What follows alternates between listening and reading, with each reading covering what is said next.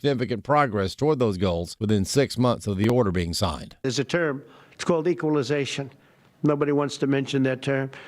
And I'm not knocking the drug companies. I'm really more knocking the countries than the drug companies because they're forced to do things. But the drug lobby is the strongest lobby in this country, they say, the drug lobby.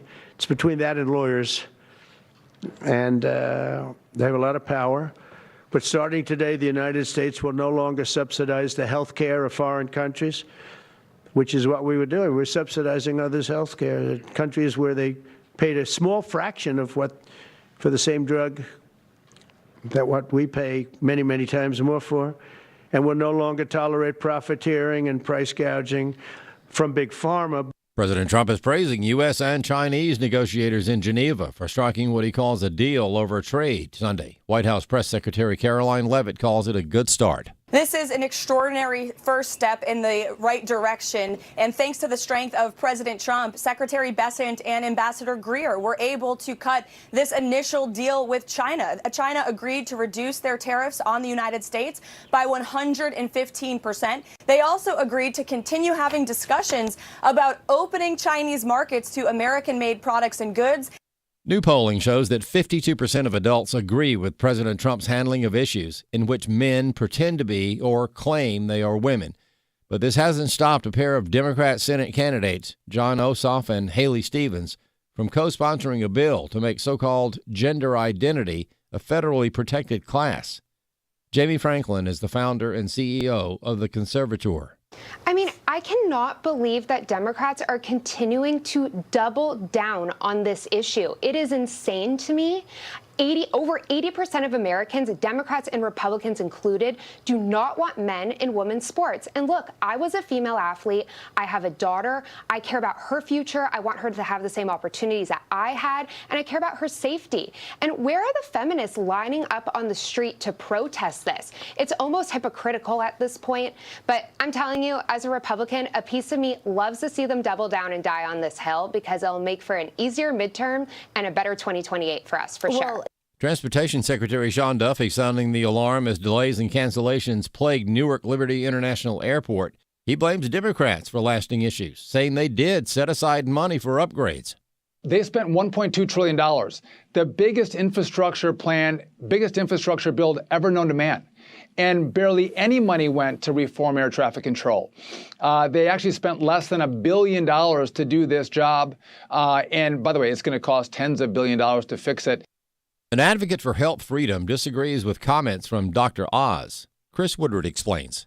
Dr. Oz, now serving as administrator for the Centers for Medicare and Medicaid Services, did a sit-down interview last week with Fox News Channel. Oz was discussing chronic illnesses and government spending for those programs when he said this about patriotism. For folks listening right now, it's your patriotic duty to be as healthy as you can, and it's our job to help you get there, make it easy to do the right things. Twyla Brace, a registered nurse and president of Citizens Council for Health Freedom, disagrees with Oz. The government cannot tell us what our patriotic duty is, and he said it's their duty to help us be healthy, and that's also not their duty. Brace adds that freedom allows you to be as unhealthy as you wish and pay the consequences yourself. If by help you, he means CMS will work to end the third-party payments for care that eliminate incentives to be healthy and consequences for being unhealthy, then Brace says Oz may be onto something. I'm Chris Woodward. More news online at afn.net and download the AFN mobile app for your Apple or Android device. I'm Rusty Peter. Some chances come along once in a lifetime. When they do, you've got to be ready. AFA Action's Center for Judicial Renewal has such a chance to help the Trump administration make good choices, nominating men and women as Supreme Court justices and other federal judges. Your gift helps make that possible, and we'll give you a free Bible study by Stephen McDowell, God's Blueprint for Life, Liberty, and Property, as a thank you gift. Visit afaaction.net today. afaaction.net. Welcome to Today's Issues, offering a Christian response to the issues of the day. Here's your host, Tim Wildmon, President of the American Family Association.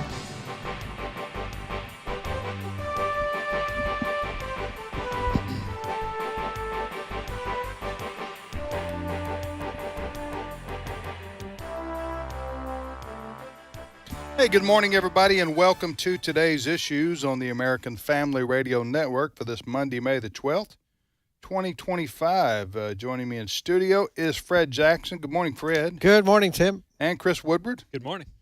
Ed Battagliano is not here next 2 or 3 days. So if you're wondering where's Brother Ed, we don't know. Taking a long weekend. Yeah, he just he's relaxing. He's chilling. He's enjoying life. I don't know what he's doing. I was going to make a stereotypical comment, but I won't. Right. You mean about something related? Just pasta for 3 days. Yeah, that is stereotypical. But that's okay. Italians like their food. Uh-huh. Right? Mm-hmm. Well, a lot of people like their food, right? Yeah. They're called Baptists. Yeah. All right. So anyway, Ed will be back in a few days. We wish him rest and relaxation. And we, again, thank you for joining us here on the program today. And we got a lot to talk about. We had what's going on right now? At Fred? this very moment, we are waiting. We have various networks up on our TV here because just moments before we came into the studio, it was announced that Israeli vehicles are on their way to a transfer point, and they are going to pick up Eden Alexander. He is an American who is one of the hostages still alive. He's been there since October of 2023, held by Hamas terrorists. This is a deal that apparently was worked out directly between the White House and direct negotiations with Hamas. Mm-hmm. So this young man who has been held all of this time is apparently about to be released. We are told it could occur at the bottom of the clock, so 10:30 Central Time. So we're going to be watching for that very carefully. His parents, his family members were flown to Israel over the weekend, I believe yesterday. They are already celebrating and praising President Trump for being the intermediary that's apparently bringing about this release of this hostage. Is that the only American remaining? Well, do you know that are among the hostages that are still alive? Right. Yeah. The last living American hostage has been determined this morning. Yeah, there are 59. And this is the way it is described. There are 59 hostages still being held, but only about 20 are alive. Okay, now they've been held since October of 2023. That's correct. So you're talking about a year and a half. Yes. These people have been held hostage. Yes. I can't remember in my lifetime a political hostages being held this long. Yeah. Anywhere. Yeah. Maybe I'm not. The Iranian hostages that were held, the Americans. Remember back in in '79, I guess it was. That was what, 3 or 4 months, maybe something like that. It's 3 or 4 months, but a totally different situation. I mean, let's face it. Israel has been bombing Gaza, where these hostages are being held.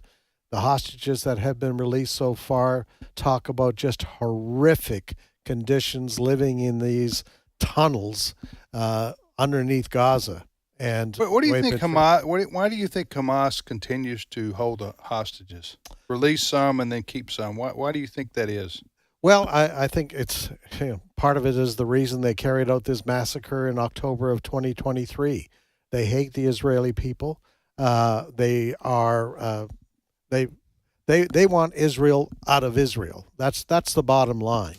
They want control of all of that area. And so this is all part of it.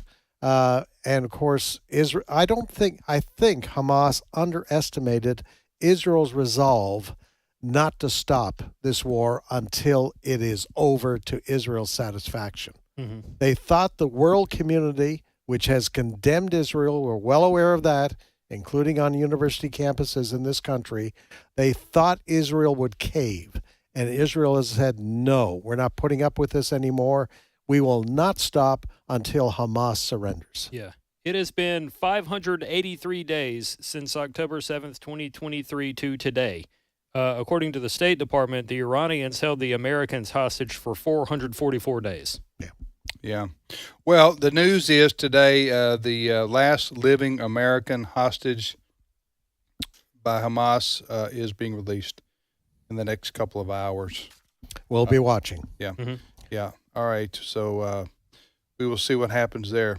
And President Trump, in the meantime, he is en route. Yes. He's going to the Middle East. Maybe not right now, but well, yeah, he will be today. today. Hours. Yeah. He's going to the Middle East. Going to the Middle East. Going to Saudi Arabia, United Arab Emirates. Surprisingly, he's not scheduled to make a stop in Israel.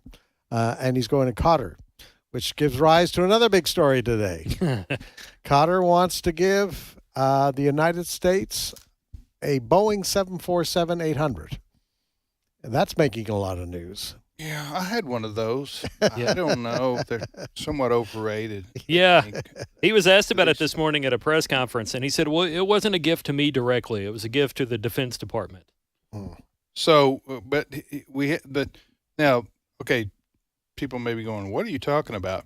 Qatar, the government, has a Boeing plane that is palatial. Yes. Like that's what they call it, a flying palace. Yes, I have posted a picture of this. Okay, so bought with obviously oil money. Those people have they put it on their visa over there, and so they've they're wanting to give that to President Trump, right? Yeah. Yes. Okay, because. Is there a particular reason for that? And well, can a president accept gifts like that, or is it going to be donated to the U.S. government instead of? Well, I think the reason it has been initiated because President Trump has complained openly, angrily, when during his first term in office, he ordered a new set of Air Force Ones, 747s from Boeing. Because the existing Air Force Ones right now are about 40 years old. He wants to replace those. President Trump has said he's very frustrated that Boeing is taking so long to do this. I think because of his open complaints against Boeing, that Qatar said, hey, we have a spare 747-800 that's pretty nice. It's sitting over here. I think it's only 10 or 11 years old. Why don't you take that? Now, here's what the president has said. He is saying the Defense Department would accept this 747 from Qatar. It would act as Air Force One for the rest of Trump's term in office, and then he would turn it over to a foundation. Now, that is what is being said publicly about this. Now, do you know, would they paint it I assume. to conform to what we accustomed to seeing with Air Force One, with the blue and the President of the United States and all that? Well, as far as I know, that's what would happen. Now you remember Trump has wanted to put new colors on Air Force One. I didn't know this. Yeah, when did this happen? Well, I don't know if you've seen any news conferences lately, but he's had a model of how he wants to paint the new Air Force One. It's more red, white, and blue. Yeah, kind of a combination. Okay. That's the thing about President Trump. He rarely throws a curveball. So he's usually pretty bland. Yeah. With his everyday routine. This new if he accepts this plane, and he's talking this morning like he is accepting the deal, it would have to be totally reconfigured to meet security protocol. For Air Force One. Yeah. Steve did cut us some sound just a moment ago from the president himself talking about the plane, if you want to hear it. Okay, sure I do. Clip 12. You that luxury jet as a personal gift to you. Why not leave it behind? You're ABC fake news, right? Why not? Only ABC. Well, a few of you would. Let me tell you, you should be embarrassed asking that question. They're giving us a free jet. I could say, no, don't give us, I want to pay you $1 billion or 400 million or whatever it is. Or I could say, thank you very much. There was an old golfer named Sam Snead. Did you ever hear him? He won 82 tournaments. He was a great golfer. And he had a motto: when they give you a putt, you say, thank you very much. You pick up your ball and you walk to the next hole. A lot of people are stupid. They say, no, I insist on putting it. Then they putt it and they miss it. And their partner gets angry at them. You know what? Remember that, Sam Snead. When they give you a putt, you pick it up and you walk to the next hole and you say, thank you very much. Respectfully, sir, as a businessman, some people may look at this and say, have you ever been given a gift worth millions of dollars and then not received anything? It's not a gift to me, it's a gift to the Department of Defense. And you should know better, because you've been embarrassed enough, and so has your network. Your network is a disaster. ABC is a disaster. Here is the bill. It's Monday. He walked out of the room. Yes. Now, like I said, I posted pictures of the inside of this plane, and it's on our Today's Issues Facebook page. One of the captions shows a very golden room, and it says a glimmering corridor inside the plane that jives with Trump's famous love for anything and everything gold. If you've ever seen a movie that involved, a fictional president in Air Force One, a lot of the interior does appear to be something you would expect to see inside in Air Force One. Well, I don't know what the reporter was asking that question, but the reporters do often insinuate wrongdoing inaccurately or without having full knowledge or without especially with President Trump, put him on the defensive before he ever, gets a chance to say anything. So, but he was talking about this plane. Okay, so if in fact, I don't think it's legal to for a country to give personal gifts to the president or any other politician in the United States. Maybe there's a limit, maybe $1,000, or I don't know what the case may be. Maybe something small would be acceptable, but you can't give. They can't give an airplane to the president, at least right now. Maybe when he isn't president, they could give him an airplane.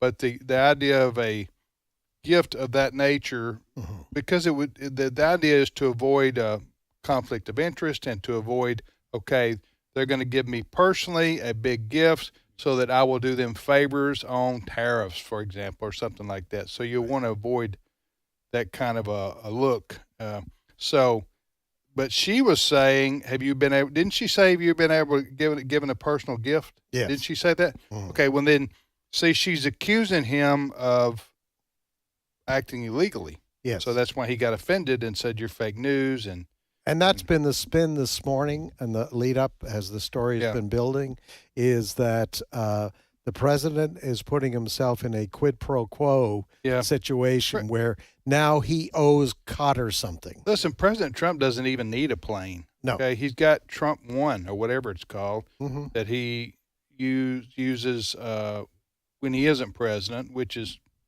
very nice. Private way to travel. So anyway, as he said right there, it would be a gift from Qatar to the United States. What did he say to the Defense Department, who I assume maybe maintains the government fleet of airplanes. Right. Am I right? The Air Force. Yeah. So anyway, Fake news. That was classic Trump. I would be curious as to how many stories that reporter and the network itself, ABC, did on all the stories about Joe Biden and his children taking money from countries while he was in office. Yeah, that would be. It'd be interesting to know. All right, you're listening to Today's Issues. That's the name of this program on the American Family Radio Network. Tim, Fred, and Chris. Now, why is President Trump about to leave to go to the Middle East? Fred, do we know that question? Well, they're going to be talking there about Iran. He mentioned this morning, part of the itinerary. You mean while he's in Qatar? While he's in... Or where is he going? He's going... Saudi Arabia? Saudi Arabia first, I think Qatar after that, and then United Arab Emirates. Those are the three that are on the schedule right now. Okay.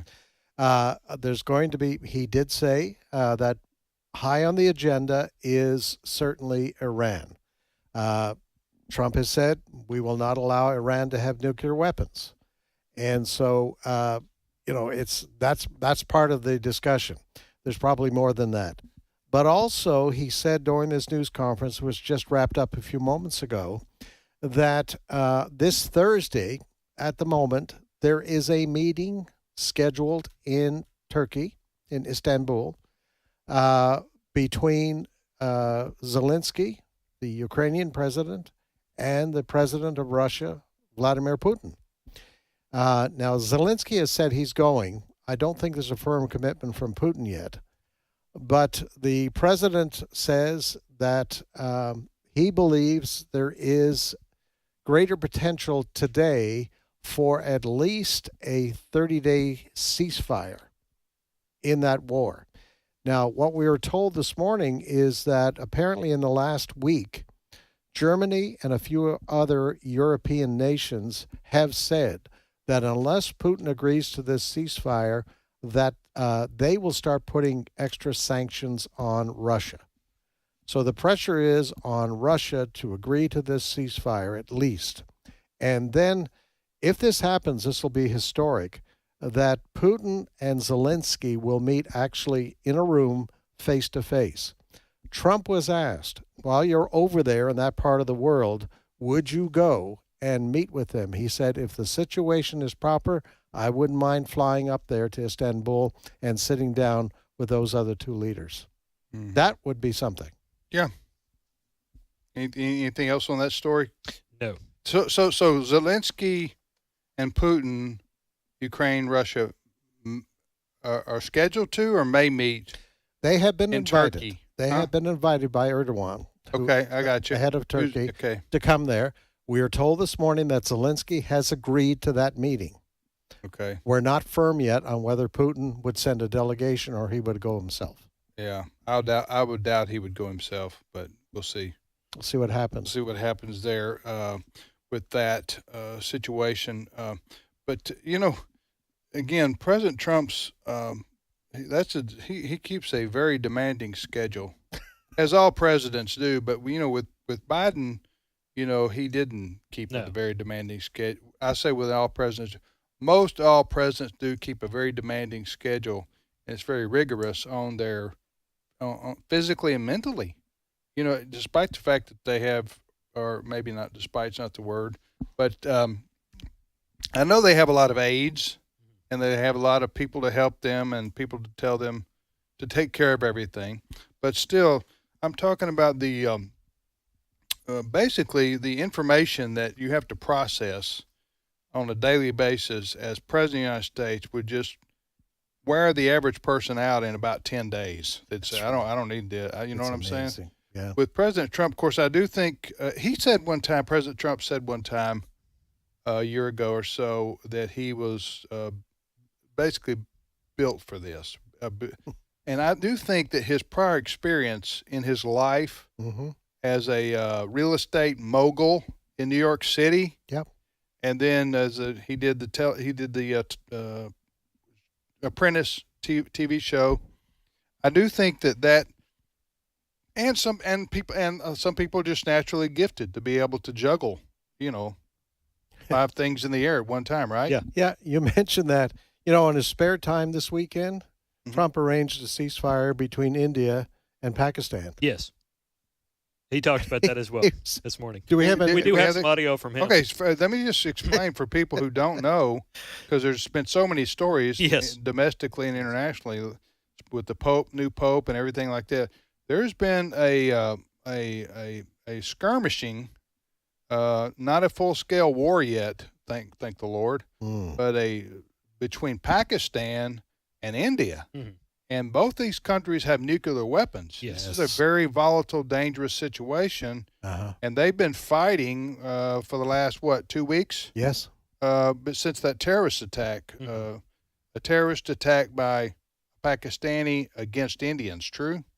That is correct. And that's what triggered this. Yes. That's what triggered this. And so it's very contentious right now. So is that what we're about to, so President Trump injected? Yeah, he is taking credit for a ceasefire, laying down of arms between India and Pakistan. Do we have him talking about this? We do, from this morning. Okay, well, I'd like to hear that. Clip 8. Before we begin, let me say a few words about the historic events that took place over the last few days. On Saturday, my administration helped broker a full and immediate ceasefire, I think a permanent one, between India and Pakistan, ending a dangerous conflict of 2 nations with lots of nuclear weapons. I said, come on, we're going to do a lot of trade with you guys. Let's stop it. Let's stop it. If you stop it, we're doing trade. If you don't stop it, we're not going to do any trade. People have never really used trade the way I used it. That I can tell you. And all of a sudden they said, I think we're going to stop. Yeah, he said, I use tariffs, the threat of not doing business with these two countries. And apparently that worked. Yeah. Well, as far as we know. Yeah, as far as, at least for now. Yes. That's good news. That's good news. Hopefully it'll hold. But these two countries, India and Pakistan, have historic rivalry. Yes, between them. And if you look around the world, that's, as I've said before, most wars are fought over land. Mm-hmm. Now some are fought over ideology. If you look down through human history, but I'm just thinking back. World War II was basically over. It was ideology. That is Nazism. Is that what you would call it, Fred? Is that correct? Mm-hmm. Nazi. Adolf Hitler and then the Japanese, towards the Imperial Japanese, they wanted to impose their own version of world dominance in the Pacific realm. But I'm just saying that most of the time it's fought over land, and that's just the way it's been down through human history. You got situation with, you remember the war between Iran and Iraq? The millions died. Yes. Same type thing. I think millions died. Anyway, so President Trump is doing everything he can to bring some stability and peace to the on the world stage. Big, beautiful peace deals. Yes. I didn't know what he was going to say there because I hadn't heard those comments about telling them we're not going to trade with you if you keep fighting. Money talks. Yeah, it sure does. Speaking of money, if you have money in the stock market today, you're probably going to do very well. As a matter of fact, the NASDAQ is on track to exit the bear market today. The reason being the U.S. and China, we haven't even gotten to this, but the U.S. and China have agreed to put away their tariffs for a period of 90 days because apparently, due to something involving the Trump administration over the weekend in Switzerland, the U.S. and China may be close to a trade deal. So the stock market... Yeah, the stock market is doing very well. How's Mr. Dow Jones feeling? The Dow is currently up 950. The NASDAQ is up 623, and the S&P is up 145. Okay, so you said Dow Jones is what? 955 now. And what's the other ones? NASDAQ is 627. And what's the other one? 146. Who's 146? S&P. S&P. Yep. All right. I got a test for you there, Chris. Okay. You just reeled off some numbers for us. What does 955 mean for Mr. Dow Jones? It's up 955 points.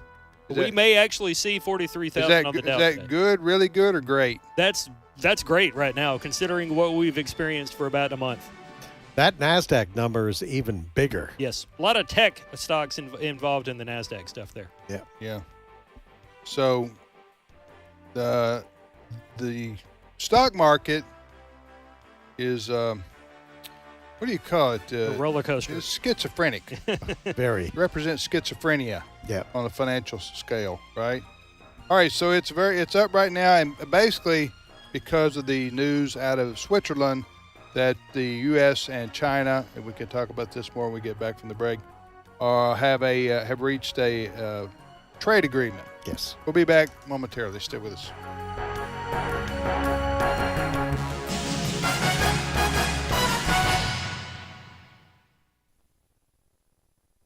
It's my turn. Here is your host for My Turn, Don Wildmon. Vladimir A. Zinkenkopf, an accounting clerk in the Moldavian town of Kishinev in Russia, always listened to his wife's advice. In 1947, Mrs. Zinkenkopf advised him to go into hiding after he woke up from a drinking spree and found that he had lost 400 valuable rationing cards entrusted to him by his boss.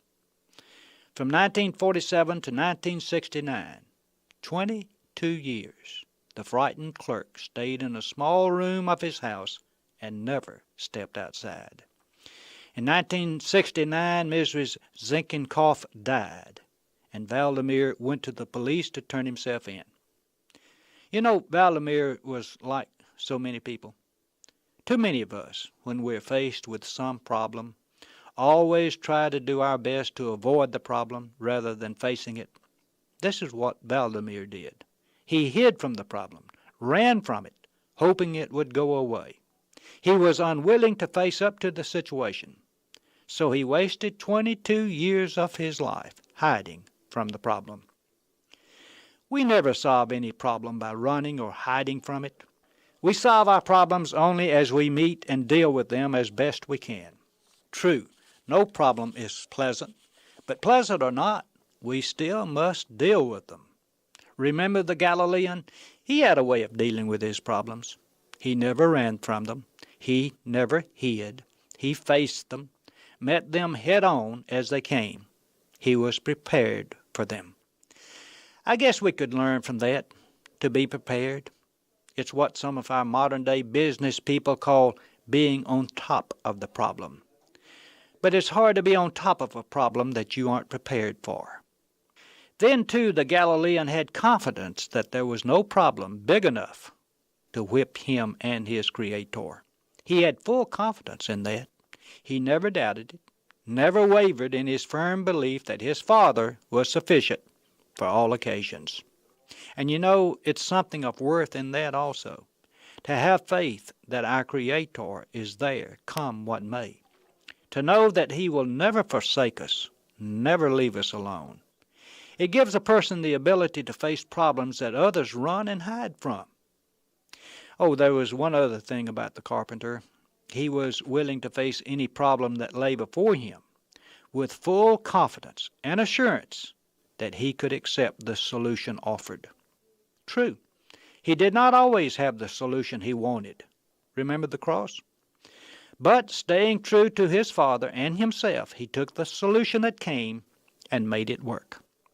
And there's some medicine in that for us also, to do our best, to trust our Father, and to be willing to take even the unwanted and undeserved solutions, if necessary, and to turn them into constructive situations. Incidentally, this way of dealing with our problems sure beats hiding. Ask Vladimir Zinkenkopf.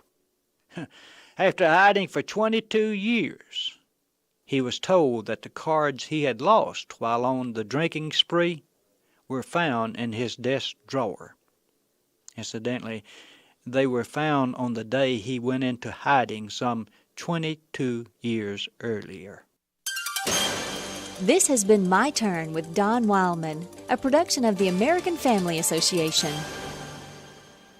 For He has rescued us from the dominion of darkness and brought us into the kingdom of the Son He loves. Colossians 1:13. American Family Radio. This is Today's Issues. Email your comments to comments@afr.net. Past broadcasts of Today's Issues are available for listening and viewing in the archive at afr.net. Now, back to more of Today's Issues. Hey, welcome back to Today's Issues on the American Family Radio Network. Hope you had a nice weekend. It's Monday, May the 12th. Thanks for listening to AFR. For Tim, Fred, and Chris. In studio, we were talking about President Trump is about to leave for the Middle East, where he will be in Saudi Arabia, and where else did you say? Qatar and United Arab Emirates. Three countries that we do a lot of business with, particularly in oil, right? That is correct.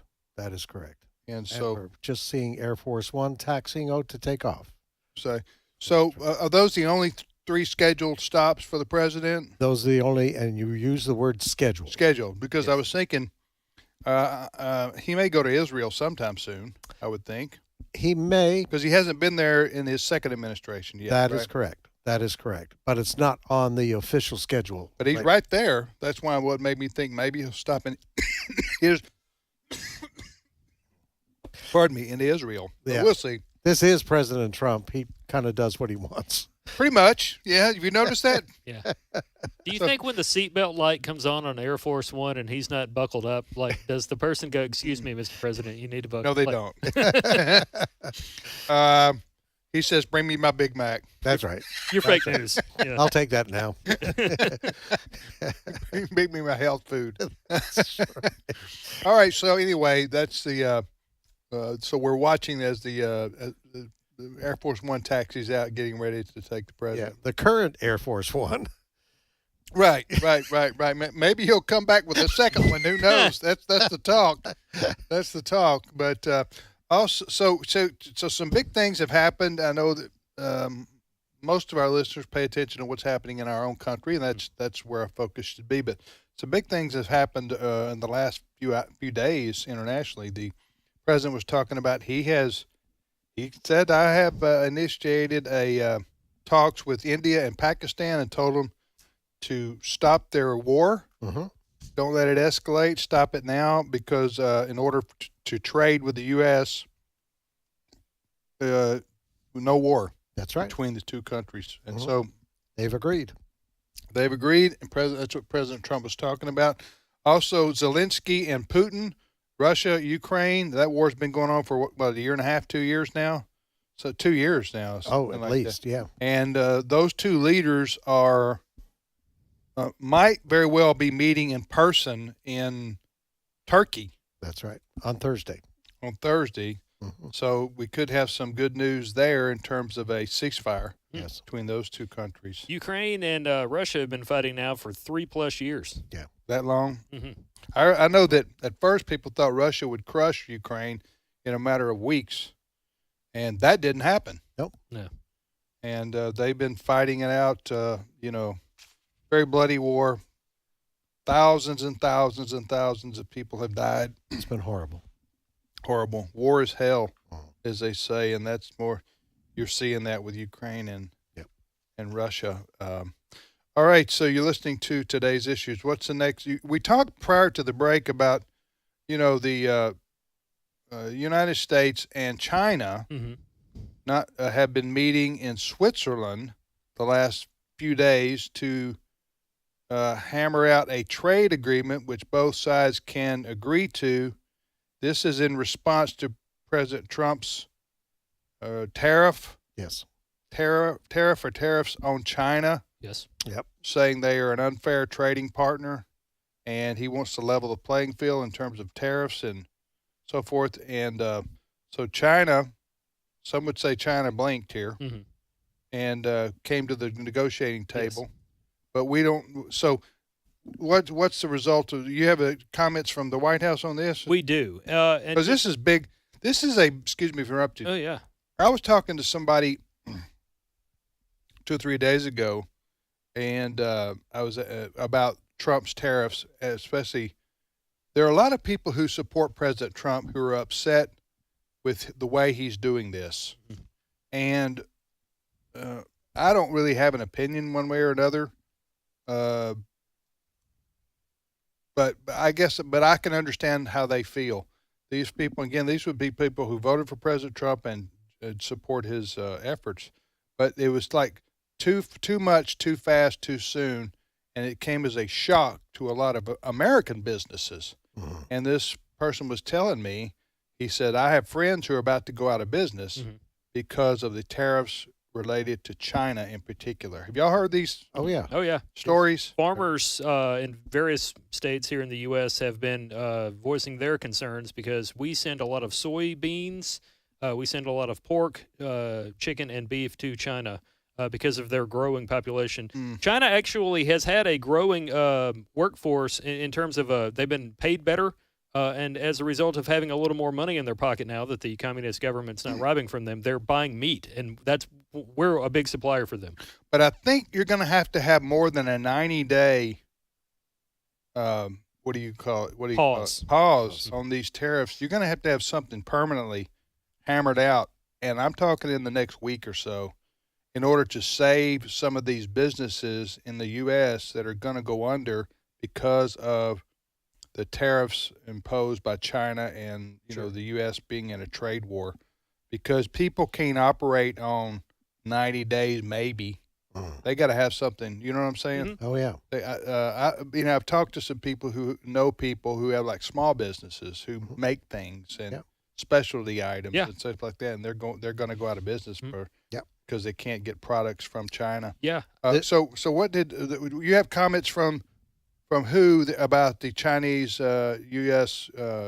Trade talks? Well, let's begin here. We have White House Press Secretary Caroline Leavitt saying this is a good start headed in a very positive direction. Clip 2. This is an extraordinary first step in the right direction, and thanks to the strength of President Trump, Secretary Bessent and Ambassador Greer were able to cut this initial deal with China. China agreed to reduce their tariffs on the United States by 115%. They also agreed to continue having discussions about opening Chinese markets to American-made products and goods, and they also agreed to continue seriously discussing the grave impact that Chinese-produced fentanyl is having right here in the United States and our people. So this is a great first step for the American public, and Secretary Bessent, Ambassador Greer, and of course President Trump will continue negotiations with China so we can hopefully inevitably get to a fair and comprehensive big trade deal. Now, that again is why the stock market is doing very well. And since I last gave a stock update, the Dow is now up 968,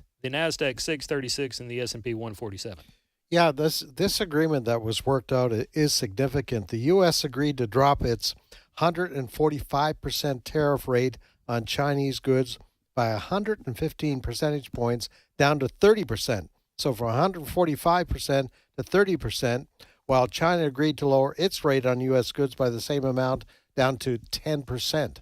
So that's why the stock market is just going crazy at this hour. It did worry me a little bit. What worried you, Chris? Well, because we had the press conference this morning inside the White House where the president was going to touch on a number of things, and I thought, well, things, we have talked before about how sometimes when he speaks, then people get concerned. But even after that speech today, people are still very positive and are not concerned. Well, listen, I'm not an expert on international trade. Nor am I. I could be if I wanted to be, but it's not the path I've chosen. You know what I'm saying, Fred? Yeah, that's right. Chris?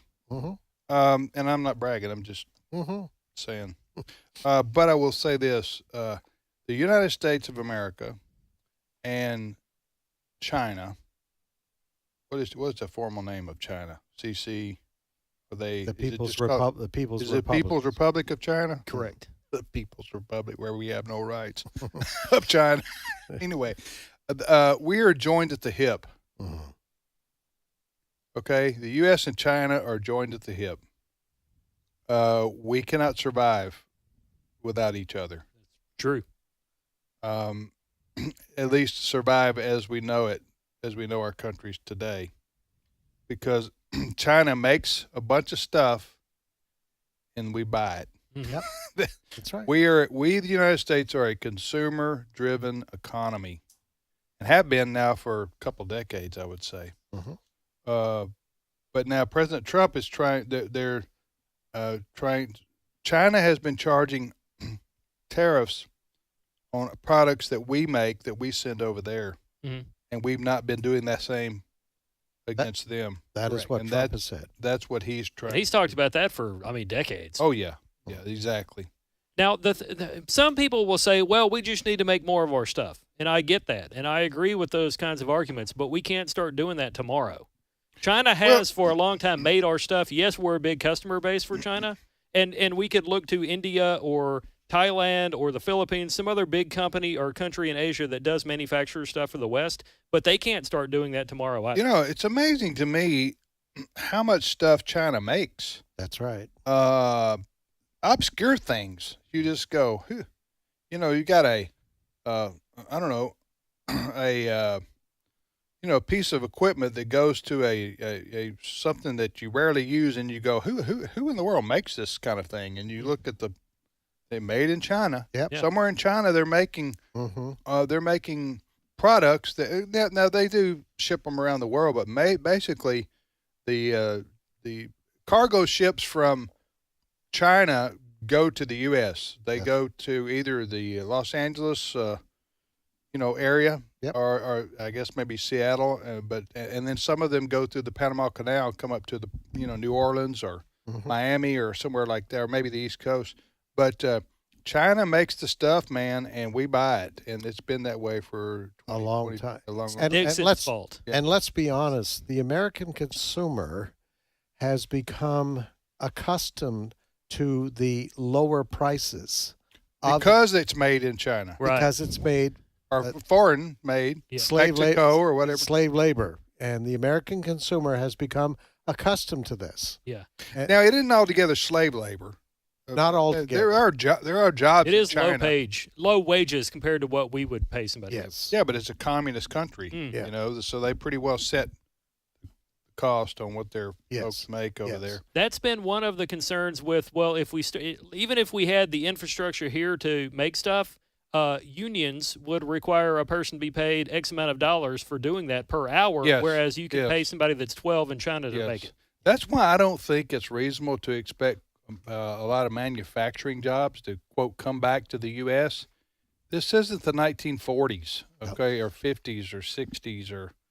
This is a different, we've shifted. And a lot of it is because of the rules and regulations that we impose on businesses here in America that they don't have in other parts of the world. Yeah. You mentioned some of them, unions, environmental. The state itself requires a certain minimum wage higher than the federal government requires. Yeah. So it's unrealistic to expect, in my opinion, for the U.S. to become like the golden age of manufacturing. That's just not going to return. No. And I think, for instance, Apple.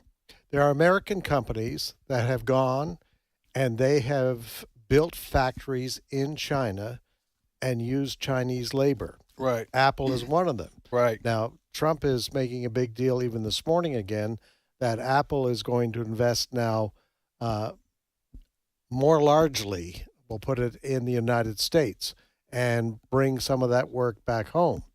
The furniture industry in America, a lot of it got transferred to China through the years because they could produce things cheaper than could be produced here. Right. So there's certain American companies that decided we're going to build our factories in China. I mean, we talked about Boeing a few moments ago. There are components of airplanes that are built in China and then shipped to Seattle to put in a Boeing aircraft. Mm-hmm. I remember back during COVID, you remember hearing it was kind of scary hearing these stories about how much China had that helped us make our medicine. Yes, you're right. Our drugs. You're right. I mean, they had was it raw minerals and I don't know. I'm trying to remember, but y'all remember? Yeah, they make a lot of things involving metals and minerals. Minerals go into pharmaceuticals. Yeah. And China is they're all over the world now, trying to basically ensure that they have dominance over raw materials. Yes. Yes. They're in Africa. They're they're over the continent of Africa. They're in Central and South America. There was a story Fox had maybe 2 weeks ago where they were looking to buy a large amount of property in the Bahamas. Yes. Which would be very close to the U.S. Yeah. So anyway, you're listening to Today's Issues on American Family Radio. Thus concludes our world trade discussion here. Not quite. No, we got more. Wait, there's more. But wait. What's next, Fred? Well, the purpose for the news conference, the main purpose for the news conference that President Trump had before he left for Saudi Arabia this morning was to sign an executive order that he says will bring down the price of your pills, folks, basically. All right. Tell me how this is going to work. All right. Basically, do we have audio on this? Yes. From the news conference this morning? We do. Why don't we play that first, and then we'll try to fill in the details. Right. So this is Donald Trump, again. You might have heard of him, talking from the White House about this drug price deal. Clip 9. But starting today, the United States will no longer subsidize the health care of foreign countries, which is what we were doing. We're subsidizing others' health care. Countries where they paid a small fraction of what for the same drug that what we pay many, many times more for, and we'll no longer tolerate profiteering and price gouging from Big Pharma. But again, it was really the countries that forced Big Pharma to do things that, frankly, I'm not sure they really felt comfortable doing. I brought it up with the drug companies, represented by somebody who's very, very smart, good person too. And we argued about it for about half hour, and then finally he just said, because they can't justify it, he just said, look, you got me. You got me. I can no longer they've been justifying this crap for years. They said, oh, it's research and development. Well, I said, well, research and development, other countries should pay research and development too. It's for their benefit. Yeah. Go ahead. Yeah. There was an example given at the news conference this morning of what the president is talking about here. But he used one of his people used the example of this. Let's say you got a Ford pickup truck and you pay $140,000 for it here, built here in America, $140,000. And I don't know, I'm using that figure that it was used in the example. He said, and then you go to Britain and you can buy the same pickup for $10,000. Mm-hmm. He says that's what's going on with your pills here in America. We're paying exorbitant prices for certain medications in this country that a guy in Britain or a guy in Germany is paying far, far less. And what President Trump is saying, and you just heard, he had a meeting with one of these pharmaceutical companies, I guess, and he said, this is not fair. We're not going to do this anymore. And so what he's announcing this morning is an executive order on this front. And we want to stress that this is an executive order. Mm-hmm. This doesn't mean when you go to your pharmacy a week from now, your pills will be a whole lot cheaper. This is an intention of this administration to bring medication prices down dramatically here in this country so that it's more like what you pay for it in Germany, what you pay for it in the UK. And mind you, last week, Dr. Oz, who now runs the Centers for Medicare and Medicaid Services, or CMS, he appeared on Fox with Brett Baer, along with RFK Jr., Dr. Marty McCary, who runs the FDA, and Dr. Jay Bhattacharya, who heads up the National Institutes of Health. One of the things that they had to say, Tim, was they were still going after things like chronic illnesses, because if we can bring down the number of people on chronic illnesses, we're going to bring down the number of people on Medicare and Medicaid that are using prescription drugs to combat those chronic illnesses. So in addition to saying you're going to pay less for this, we're actually going to try to make people healthier, which will benefit the taxpayers that are helping fund Medicare and Medicaid while people are currently on it. Expect lawsuits from the pharmacy companies over this. That's going to happen. It's going to be interesting, too, to see the reaction from the left, because Joe Biden talked about price controls through Medicare and Medicaid. Even Senator Bernie Sanders, back 10 years ago when he was running for president the first time, talked about how we had to cap the price of medication here. The left will find a reason to complain about Donald Trump today. Yeah, well, I've thought this is a moral dilemma when you're talking about, to me, under normal circumstances, you would say products need to be, in the United States, where we operate under the free enterprise system, sale and SALE and manufacturing and commerce and business needs to be free markets, right? Let the and that has served us well in our country's history. That's one of the reasons why maybe that's the primary reason why we're the wealthiest country, or have been, in the world for a long time now, for decades and decades. And why people yearn to come and do business in the United States is because of our free enterprise system. But by moral dilemma, I mean when it comes to medicine, then then I don't like applying. That sounds contradictory, because I think people ought to have access to medicine because they're sick. I don't care what the cost is. Does that make? Now that's not practical, but somebody has to pay for it. But you understand what I'm saying? So it's a dilemma that's why I appreciate these.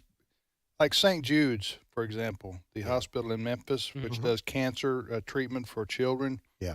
And there are other examples of this. I appreciate it when they have free access to people who can't afford it. Yes. You know what I'm saying? Yes. That's the charitable spirit of the American people. But that's what I'm talking about. What if you don't want to, when you have a child who has cancer and they need help, you don't want to have to say, well, sorry, we can't afford the drugs. You know what I'm saying? So that's why I say when you talk about buying a car, that's one thing, but you talking about having access to, that sounds like I'm for socialized medicine.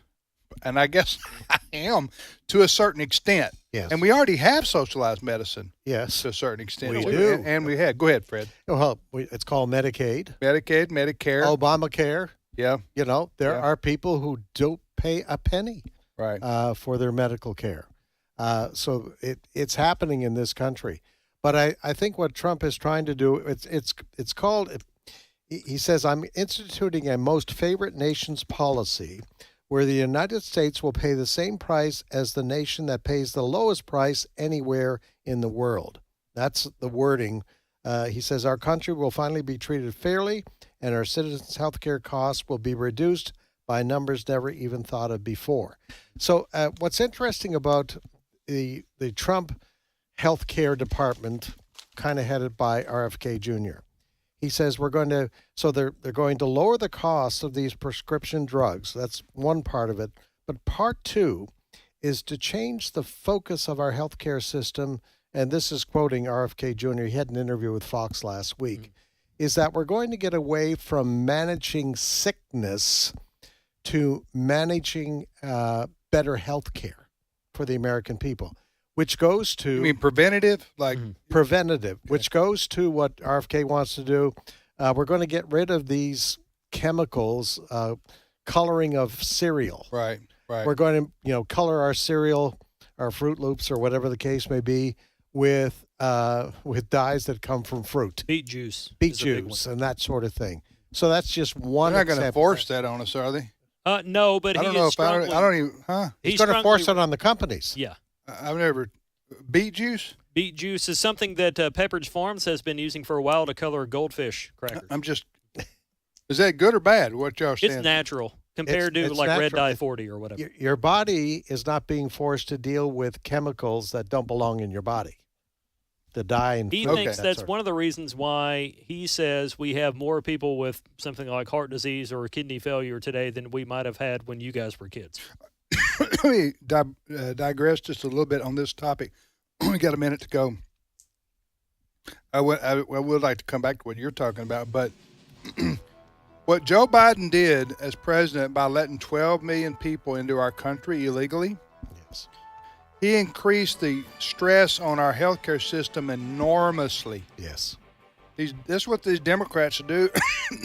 They want to let everybody in our country, and then they want the average American to pay for the health care of people who are here illegally. Yes. And by the way, 12 million people who enter the country illegally, in 20 years from now, you can just triple those numbers because those people are going to have children.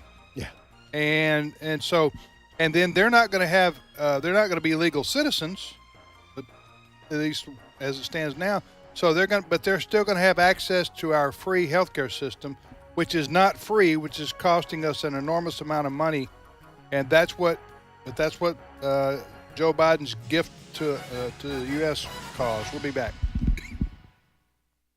The views and opinions expressed in this broadcast may not necessarily reflect those of the American Family Association or American Family Radio.